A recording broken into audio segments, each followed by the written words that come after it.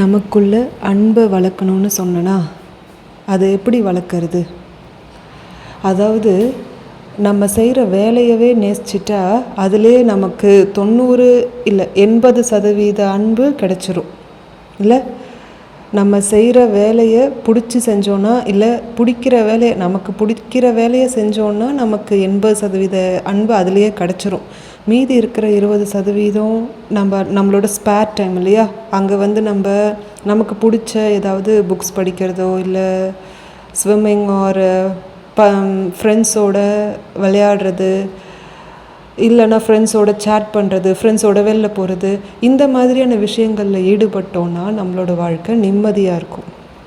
சரி, இப்போ எனக்கு பொண்டாட்டி இருக்காங்க, இல்லை புருஷன் இருக்காங்க, அவங்களோட லவ் பாண்டிங் ஓகே. பட் அந்த புருஷன் பொண்டாட்டி கான்செப்டை கொஞ்சம் தள்ளி வைக்கலாம்.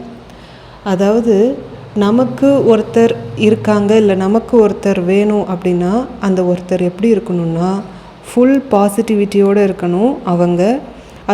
அவங்க நம்ம மேலே லவ்வாக இருக்கணும், அவங்க நம்ம மேலே கேரிங்காக இருக்கணும். ஓகேவா? இதெல்லாம் நம்மகிட்டேயும் இருக்கணும். ஆமாம், முதல்ல அது நம்மகிட்டேயும் இருக்கணும். It should be with each other, right? Okay.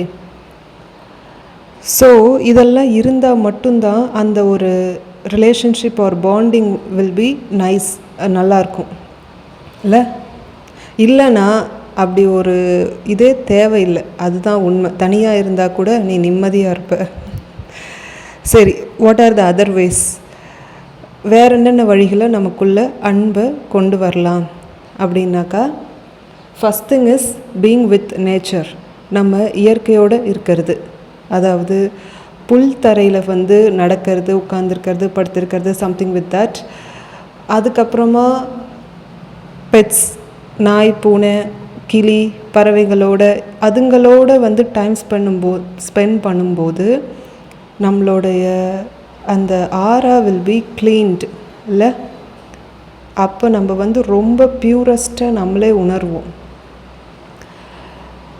So